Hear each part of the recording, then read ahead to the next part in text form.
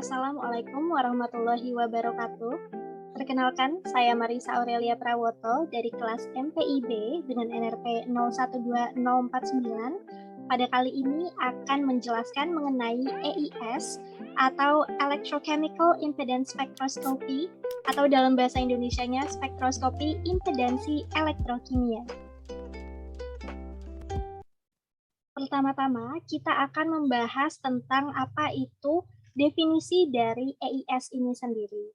Nah, Electrochemical Impedance Spectroscopy atau yang selanjutnya akan kita sebut singkat sebagai EIS, ini adalah metode untuk mengukur impedansi dari suatu sistem yang menggunakan arus bolak-balik atau alternating current atau singkatnya sebagai AC. Nah, sebelum kita menggali lebih dalam tentang apa sih EIS ini, perlu diingatkan kembali bahwa impedansi adalah ukuran hambatan listrik pada sumber arus bolak-balik atau alternating current. Nah, impedansi listrik ini sering juga disebutkan sebagai jumlah hambatan listrik sebuah komponen elektronik terhadap aliran arus dalam rangkaian pada frekuensi tertentu. Nah, perlu di-note bahwa yang menjadi keyword dalam EIS ini adalah impedansi dan juga arus bolak-balik atau alternating current. Dan ada juga nanti untuk frekuensi, tapi itu untuk dibahas di belakang. Nah, untuk impedansi ini sendiri, ini sebenarnya untuk konsepnya mirip-mirip dengan resistansi yang dulu mungkin pernah dipelajari saat SMA. Penjelasan lebih lanjut tentang EIS ini sendiri, EIS dapat mengukur parameter semi-kuantitatif dari proses elektrokimia pada permukaan elektroda. Nah, instrumen EIS ini dia memiliki sensitivitas yang tinggi dan biasanya ini sudah sering digunakan di berbagai sektor dan industri.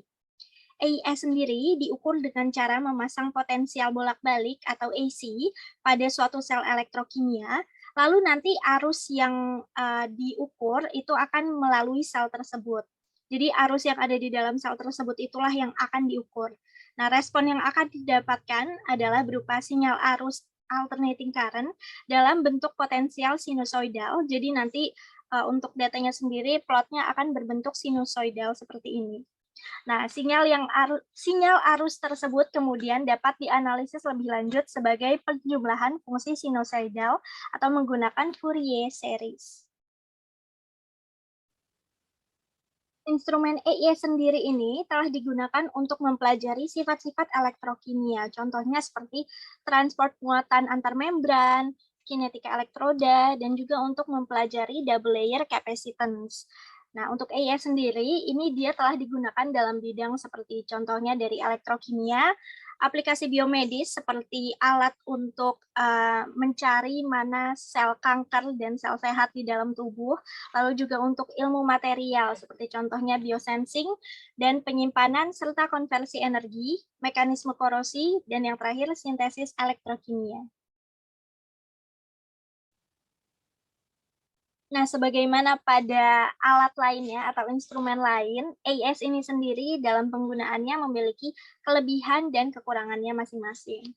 Untuk kelebihannya adalah dia non-destruktif atau tidak gampang rusak, lalu dia juga tidak gampang merusak sampel, lalu juga dia berguna pada material yang memiliki daya resistansi tinggi. Dia dapat menghitung data kuantitatif dan data yang dihitung itu adalah sifatnya time dependent atau berhubungan dengan waktu. Nanti akan dijelaskan melalui rumus yang dipakai kenapa kita memakai data yang time dependent.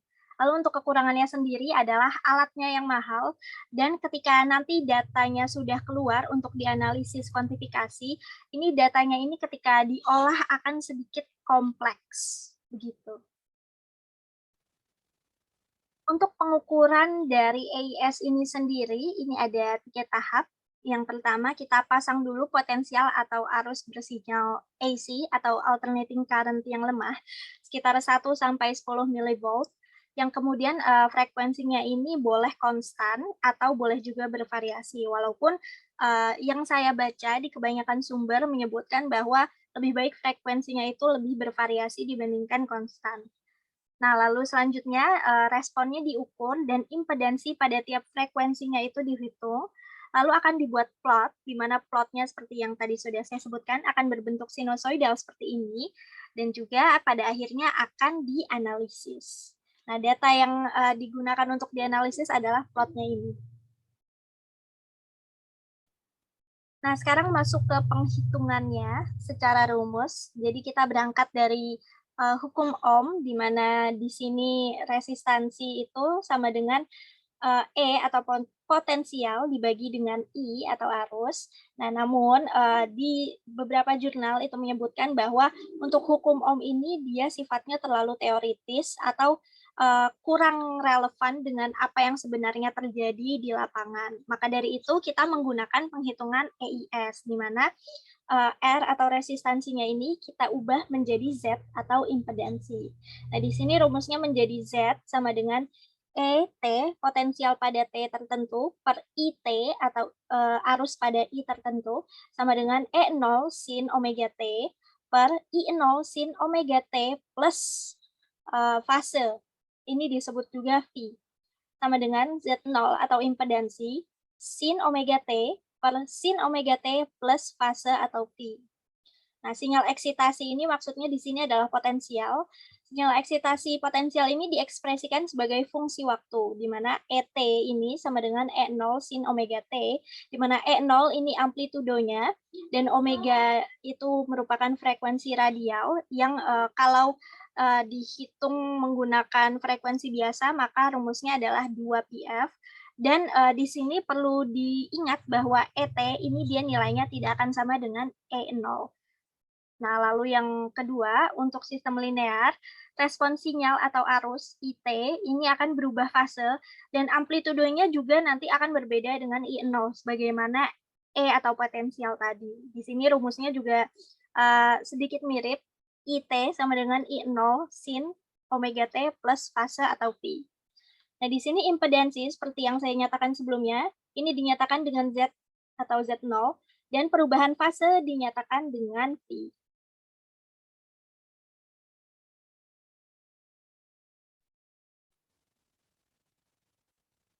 Nah, selanjutnya kita akan mengolah data istilahnya. Nah, setelah tadi didapatkan data berupa plot sinusoidal, setelah diolah, maka untuk penggambarannya itu dapat menggunakan plot Bode dan juga plot Nyquist. Nah, untuk plot Bode sendiri ini, dia memiliki kelebihan dibandingkan plot Nyquist. Kenapa? Karena untuk di plot Bode ini, frekuensi yang digunakan untuk membuat plot itu dapat diketahui. Sementara kalau untuk yang di Nyquist, ini belum diketahui. Untuk plot Nyquist sendiri, ini impedansinya ditampilkan sebagai panah vektor dari panjang Z. Dan juga di sini sudut di antara vektor dan sumbu X itulah yang disebut sudut fasenya. Untuk analisisnya tersendiri, ini langkah-langkahnya adalah untuk plot Nyquist, data EIS ini dianalisis dengan dimasukkan ke model sirkuit elektrik ekuivalennya. Maka dari itu, tiap respons dari sirkuit ekuivalen untuk pengukuran EIS dapat dihitung dan dibandingkan dengan respon asli dari sel elektrokimianya. Dengan menggunakan plot, nilai elemen dari sirkuit ekuivalen dapat dihitung walau rentan terjadi bias voltase. Untuk analisis dan modelingnya, sel elektrokimia dapat digambarkan sebagai jaringan elemen sirkuit elektrik yang pasif, dan jaringan ini disebut sirkuit elektrik ekuivalen. Sel ini dapat disusun dengan kombinasi elemen sirkuit paralel dan serial. Adapun untuk elemen sirkuit yang biasanya dipakai di dalam sel ini, antara lain ada double layer capacitance, electronic transfer resistance, uncompensated electrolyte resistance, dan Warburg impedance. Tadi telah disebutkan bahwa untuk EIS ini dia bisa menggunakan seri maupun paralel untuk menghitung impedansinya. Nah, ini sebenarnya sama saja ya, cara menghitungnya untuk yang seri dan paralel seperti yang mungkin dulu pernah diajarkan ketika belajar fisika di SMA, di mana kalau seri ini dia dihitungnya langsung saja untuk Z1, Z2, Z3 seperti kita menghitung R1, R2, dan R3. Sementara untuk yang paralel ini menggunakan 1 per Z, atau kalau yang dulu di fisika SMA itu 1 per R. AIS sendiri ini digunakan dengan range frekuensi yang luas dan akurasi yang tinggi. Untuk konfigurasi elektrodanya, ini dia bisa dalam mode operasi potentiostat maupun galvanostat. Analyzer dari AIS merupakan potensiostat yang didesain khusus untuk mengukur impedansi alternating current dengan range frekuensi antara 10 MHz sampai 1000 kHz. Dan terakhir kita akan membahas mengenai aplikasi dari AIS sendiri. Untuk alat atau instrumen AIS ini dapat digunakan untuk mekanisme korosi, absorpsi dan desorpsi pada permukaan elektroda, sintesis elektrokimia material, kinetika reaksi katalitik, sensor deteksi seperti contohnya biosensor tadi, dan juga pergerakan ion pada alat penyimpan dan pentransfer energi. Contohnya itu seperti baterai, superkapasitor, dan juga fuel cell, yang mana sepertinya belakangan ini pengembangan dan risetnya juga sedang booming, karena kita juga untuk memenuhi SDG mengenai clean energy, maka dari itu untuk baterai, superkapasitor, dan fuel ini memang membutuhkan pengembangan yang seaktif-aktifnya begitu ya, supaya kita bisa lebih cepat menggunakan renewable energy ke depannya dan menggantikan energi-energi yang kotor istilahnya dengan energi yang lebih bersih. Sekian presentasi saya mengenai EIS dan saya ucapkan terima kasih atas perhatiannya. Saya harap presentasi saya atau paparan saya mengenai materi EIS pada hari ini dapat membantu Anda untuk memahami EIS lebih jauh lagi. Terima kasih dan wassalamualaikum warahmatullahi wabarakatuh.